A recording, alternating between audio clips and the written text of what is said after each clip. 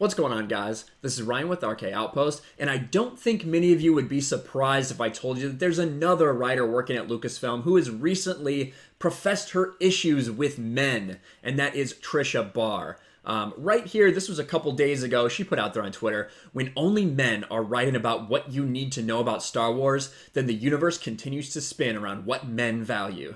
Now, I don't know exactly what she's talking about, because she is someone who has done some work on Star Wars, specifically on references books and Star Wars Insider for interviews, blogs, things like that. So she is someone who's written about Star Wars before. Not sure why she said that, but then we go back to yesterday, and she retweets that, saying, when only men are producing a show about people's Star Wars stories, then the fandom continues to spin around what men value. Now, we'll ignore all the people in her comments specifically telling her about how, that doesn't make much sense because they're women and they find a lot of value in Star Wars. A lot of what they value is in Star Wars, because that happens anytime these people post this because they are so out of touch. We're not going to talk about that, even though we could. And Steve Kenobi right here in the replies is the one who initially sent me this tweet several hours ago. I can finally have time to sit down and make a video about it. But Ichibaka did a lot of the legwork for some of these articles we're going to go over. This is not the first time that Tricia Barr has said things like this, or said things that are just very far out there, outside of the norm for fandom. So let's go ahead and take a look at some of these things. Now, of course, she was a big supporter of the Fanboy Tears mug. Now, this is this is years ago. Let's see by the tweet, almost 2 years ago. I love my Fanboy Tears mug. I understand what the term is mocking. Male entitlement, which has no place in fandom. Never be afraid to express what you stand for. Yes, all the male entitlement in Star Wars fandom. Yes, we hear a lot about it. Well, actually, I didn't even do this. Let's take a look at her bio. Her pronouns are her-o. Oh, I get it, like hero. Aha. Professional engineer, founder, fangirl blog, Fangirls Going Rogue, Star Wars author. There you go. You can go to triciabarr.com if you guys really want to learn more about her. But we're going to stick to some other things.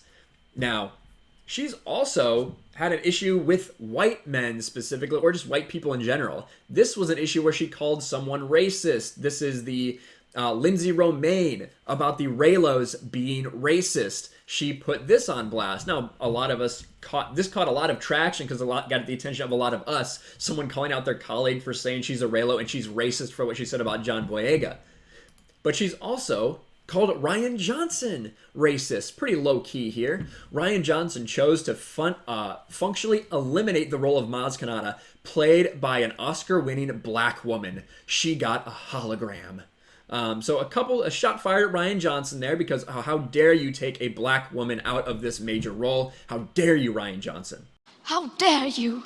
Now we have a time where she was talking about Ahmad Best. So Ahmad Best, we all know, the actor who played Jar Jar Binks. He came out a couple years ago and talked about his experience and how he had a media backlash against him. Specifically, talked about his experiences with the media, not with Star Wars fans, but Tricia Barr likes to spin it and specifically blame white men for what happened to Ahmad Best.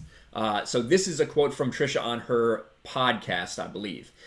For him, he talks about in that video, it was such a big opportunity, and he's a young man, a young creator. He has to learn these things, but he's specifically being affected, not by people talking about the portrayal of the character. He's being affected by the people who are coming at him because they hated the Phantom Menace, because it didn't become what they wanted it to be. It took out all their characters and the actors in a very personal way. It's one thing I didn't like something. I'm very honest. I don't like The Last Jedi. It's another thing for me to attack people because I don't like it. Which, she did attack Rian Johnson for taking Maz Kanata out of The Last Jedi. That's strange. Very strange. But here it is. For Ahmed, it was a racially escalated. He was called names. He's a way for kids to come into the story. And there were adults, most of them men, most of them white, who did not like what was being presented in the prequel trilogy. It wasn't their expectation, and they'd become the voice that Ahmed perceived was fandom. Of course, that's not true, because we have this interview from Ahmed Best where he talks about the backlash from the media, not from fandom. So it's really a lot of the people that she hangs around with were the ones, the media, the Star Wars media, that had an issue with him, that were calling it a racial stereotype, a racial depiction, not the fans. And then getting into something even a little more crazy, she was a big part of this shipping panel. She has said that Reylo is a shipping for white people. She's said things like this before. But also, she went on this tirade about the shipping panel at Star Wars Celebration. Now, the very idea that there is a shipping panel at Star Wars Celebration kind of makes me throw up a little in my mouth. But if there's people that want to go to it, I guess, go for it. However, it was too focused on Reylo, evidently. It didn't expand upon all the other things. We're going to read a series of crazy tweets from Tricia Barr.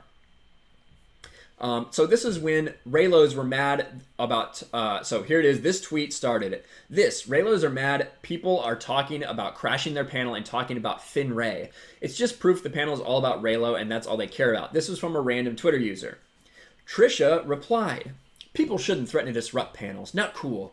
With that said, there are specific problems with how shipping panels is shaped and that appear one-sided that contribute to the appearance that the franchise is supporting some problematic mindsets, including racism. Yes, guys, so Reylo is racist.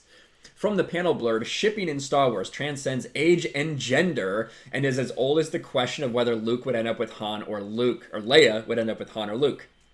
Are they going to talk about in terms of how it transcends gender and traditional patriarchal norms because only straight people are mentioned? So I see a guise of inclusion, but there's nothing clear on how people have talked. Since this was put up, anything but straight relationships between white people will be discussed. So she's upset that there's not more diversity in the shipping panel. They really need to get their stuff together at Star Wars Celebration. What about, here we go, conclusion of panel blurb. We delve into the perception of romance in Star Wars fan base and describe some of our experiences in the larger Star Wars fandom in podcasting and in the Reylo community. What about Kylux or Storm Pilot? Of course, we want to hear about that. That's what so many people, there are so many people that are dedicated to Storm Pilot, so many people that are dedicated to Kylux. Maybe not. Maybe there's just more Reylos around. Maybe that's the case. Or Finn Rey, or Rey Poe, or, this is the best one, or Rey, Finn, Poe, a three-way love triangle. If you want to keep it sequel trilogy specific, because without including other ships and isolating one, many others begin to see exclusion, which bolsters the perception that Reylo is fueled in part by bigotry. She's literally saying that Reylo is fueled by bigotry. With that said, I think PTB are a bit naive on the social dynamics around these ships. What about Throke? There's Thrawn and Snoke. I don't want to see that. But then finally, Lord of the Sith podcast replied and said, hey, please don't criticize us behind our backs. We're on all these things. We're fellow podcasters. We talk about these issues because we love the franchise. And she says, my thread's clear. I'm critical about Star Wars franchise being inclusive.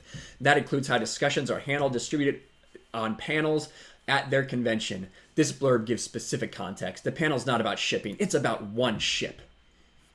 Hope you can find a way to really make this a panel about shipping of all types. There you go.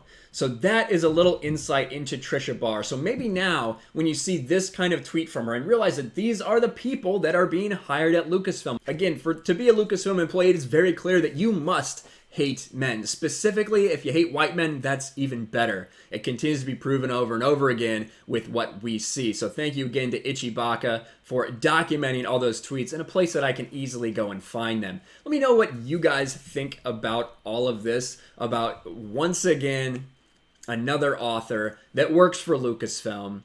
Not afraid to put this out there, not afraid to put her hatred of men and her problems with men out there, specifically white men. Let me know what you guys think in the comments below. Smash the like button, subscribe to the channel, ring the bell for notifications, share this video out there, and I'll talk to you guys later. Thanks for watching, everyone, and a huge shout out to my patrons. I appreciate you guys so much.